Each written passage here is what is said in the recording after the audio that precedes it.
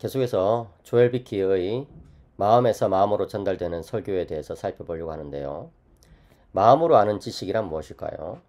조엘 비키에 따르면 우리가 말씀을 통한 성령님의 사역 가운데 그리스도와 인격적으로 만남으로써 얻게 된 하나님을 아는 지식이 바로 이 마음으로 아는 지식이에요.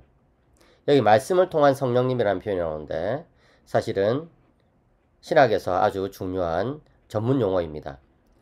라틴어로는 Spiritus per verbum이라고 하는데요. 이것은 성령께서 역사를 하시는데 말씀을 통해서 역사를 하신다는 것이죠. 이와 유사한 표현이 Spiritus cum verbo라는 표현이 있습니다. 그것은 말씀과 함께하는 성령이란 뜻인데 사실은 Spiritus per verbum과 Spiritus cum verbo는 엄밀하게 나누자면 구분이 됩니다. 스피리투스 페르 베르붐은 주로 루터파에서 선호했던 용어인데요. 성령께서는 말씀을 통해서 사역을 하신다는 것이죠. 다시 말해서 성령님의 사역을 말씀과 굉장히 긴밀하게 연결시키는 것이 바로 이 스피리투스 페르 베르붐이라는 용어입니다. 그런가 하면 개혁파에서는 스피리투스 쿰 베르보라고 해가지고 말씀과 함께하는 성령, 다시 말해서 성령님은 말씀 바깥에서도 얼마든지 역사를 하실 수 있는데 주로 말씀과 함께 역사하신다는 그런 의미인 것이죠. 칼빈은 성령님의 사역을 아주 광범위하게 관찰하였습니다. 제일 중요한 사역이 역시 말씀을 통한 사역이죠. 말씀을 통해서 한 영혼을 중생시키시고 구원하시는, 그리고 신자의 삶을 인도하시는 그 사역이 성령의 아주 중요한 사역입니다. 그런데 칼빈은 그 외에도 성령의 사역 가운데 말씀 바깥에서 이루어지는 우주적인 사역이 있다는 것을 강조하였습니다. 그래서 칼빈은 그의 글에서 이렇게 표현한 적이 있죠.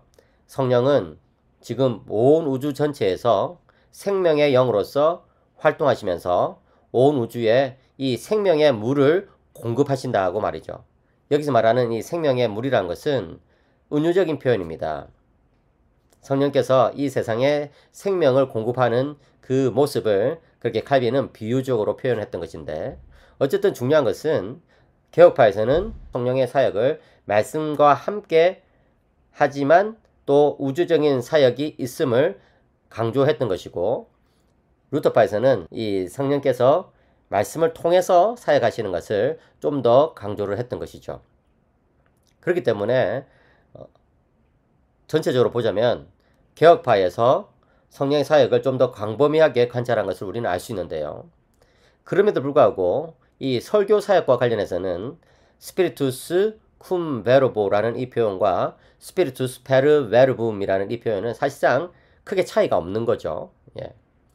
어쨌든 중요한 것은 말씀을 통한 성령님의 사역 가운데 그리스도와 인격적으로 만남으로써 얻게 된 하나님을 아는 지식이 바로 마음으로 아는 지식이라고 조엘 비키는 설명하고 있습니다.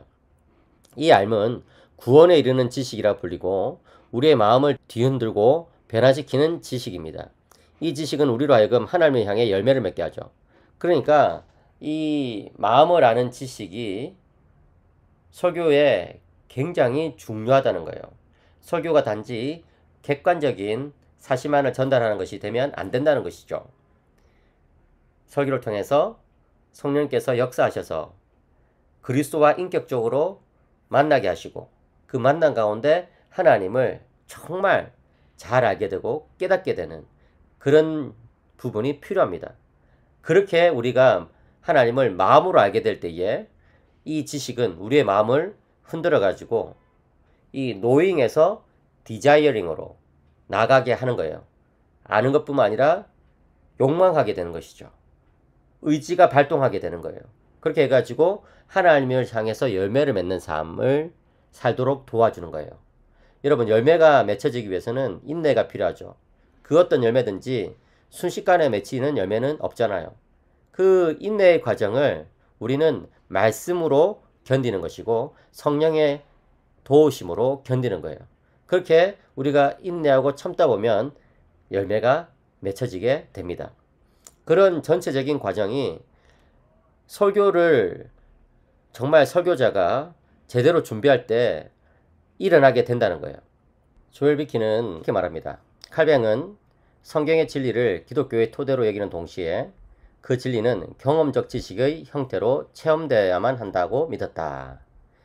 여기 성경의 진리가 기독교의 토대라는 것은 누구나 다 동의할 수 있을 것입니다. 근데 그 진리는 경험적 지식의 형태로 체험되어야 한다는 것이죠. 다시 말해서 그 진리가 단지 객관적인 진리가 아니라 내 삶 속에서 경험되는 그런 진리여야 한다는 거예요. 청교도들 역시 이와 똑같은 표현법을 사용했는데요. 예를 들어 윌리엄 퍼킨스는 하나님에 관한 영적 지식은 곧 그리스도의 죽음과 부활에 관한 경험적 지식으로 이루어져 있다고 언급했습니다. 다시 말해서 그리스도의 죽음과 부활이라는 것을 단지 객관적인 사실로 받아들이는 것이 아니라 우리가 그리스도를 믿을 때에 사도 바울이 로마서 6장에서 이야기하는 것처럼 그리스도와 함께 죽고 그리스도와 함께 살아나는 것이 일어나잖아요. 그죠? 바로 그러한 사실을 경험해야 된다는 것이죠. 여기서 말하는 이 경험적이라는 단어는 시도하다, 입증하다, 실험하다 라는 말을 뜻하는 라틴어 어근에서 유래했습니다. 그 경험적이라는 단어가 experiential이라는 단어잖아요. 그죠? 그 단어가 이 라틴어에서 왔는데 시도하다, 입증하다, 실험하다 이런 뜻이라는 거예요. 여기서 언급되는 이 실험하다는 이 말은 성경을 시험하는 일을 뜻하는 것이 아니라 오히려 성경을 통해서 우리를 시험하는 일을 뜻합니다. 다시 말해서 우리가 정말 성경 말씀대로 살 수 있는지, 그리고 이 성경이 정말 진리인지를 우리가 직접 확인하고 있는지를 시험해봐야 한다는 것이죠. 조엘 비키는 경험과 체험이라는 말을 구분하는데요. 자신의 설교를 체험적 설교라고 그렇게 부릅니다. 근데 이제 경험과 체험의 차이가 뭐냐 했을 때, 경험은 옛날에 종교학자들이 많이 썼던 그런 용어이고, 체험은 요즘 조금 더 많이 쓰는 그런 용어라고 이야기를 합니다. 그리고 이 체험이란 말이 조금 더 포괄적이라고 이야기를 하는 거예요. 사실은 뭐 경험과 체험이 그렇게 엄밀하게 구분되는 것은 아닐 겁니다. 그럼에도 불구하고 자신은 경험적 기독교라고 이야기하면 조금 오해를 살 수 있기 때문에 체험적 기독교라는 말을 쓰기를 원한다고 이렇게 이야기를 합니다. 어쨌든 성경의 진리를 삶 속에서 직접 체험하는 것, 이것이 중요하다는 거예요. 팀 켈러는 마음을 향한 설교에서 이렇게 이야기합니다. 성경적인 정확성과 그리스도 중심성은 바울에겐 동일한 것임을 기억하라. 무슨 말입니까? 성경에 충실하다는 것과 그리스도 중심적이라는 말은 사실은 똑같다는 거예요. 왜? 성경이 그리스도 중심적이기 때문에 그런 것이죠. 어떤 본문을 설교하든 그것의 주제가 그리스도 인격 안에서 성취됨을 보여주지 않는 한 우리는 그 본문을 제대로 설교할 수 없다는 거예요. 그러니까 예를 들어서 우리가 삶의 여러 가지 문제들을 다루잖아요. 브라이언 채폴이 말했던 FC, Fallen Condition, 타락 상황에 대해서 다양하게 다룰 수 있을 것입니다. 예를 들어서 우리가 정욕을 어떻게 극복할 수 있을까? 돈에 대한 욕심을 어떻게 극복할 수 있을까? 또 명예욕을 어떻게 극복할 수 있을까? 이런 문제 있을 수 있죠. 이런 문제들을 우리가 그리스도의 인격 속에서 답을 찾지 못한다면은 이 문제를 제대로 다루는 것이 아니라는 거예요. 또 반대로 좀 더 긍정적인 그런 목표가 있을 수 있을 거예요. 어떻게 하면 자녀를 잘 키울 수 있을까? 어떻게 하면 교회에서 자신이 가지고 있는 은사를 따라서 직분을 잘 감당할 수 있을까 하는 그런 것들.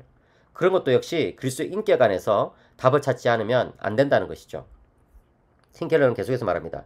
그 본문 전체 성경 안에 그 본문을 전체 성경 안에 정당한 위치에 놓고 설교할 수 없다는 말이 된다는 거예요. 다시 말해서 그리스도의 인격 안에서 본문의 최종적인 의미를 뽑아내지 않으면 그 본문을 전체 성경 안에서 다루는 것이 아니라는 거예요.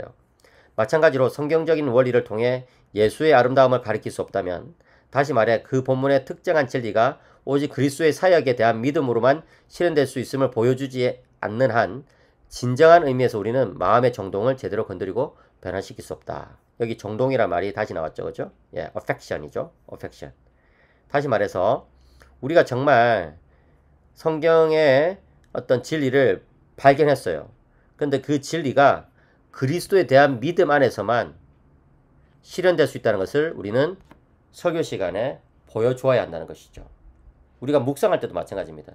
이런 내용들은 성경을 설교하는 설교자들을 위한 내용일 뿐만 아니라 정말 성경 묵상에 있어서도 중요한 내용이에요.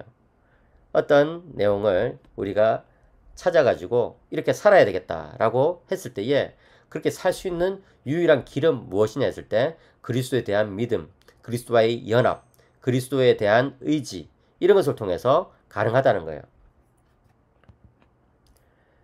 물론 이러한 설교가 쉬운 것은 아니에요. 팀 켈러는 모든 성경에서 그리스도를 설교하라는 이 글의 책의 한 부분에서 이렇게 고백하고 있어요.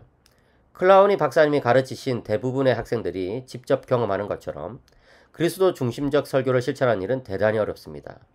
이 클라우니 박사님이 가르치신 내용이 뭐냐? 여기 나오는 것이죠. 에드먼드 클라우니가 쓴 성경 모든 본문에서 그리스도를 설교하라는 책에 보시면 이 클라우니의 사각형이 나와요. 구약의 사건 혹은 제도 여기서부터 출발합니다.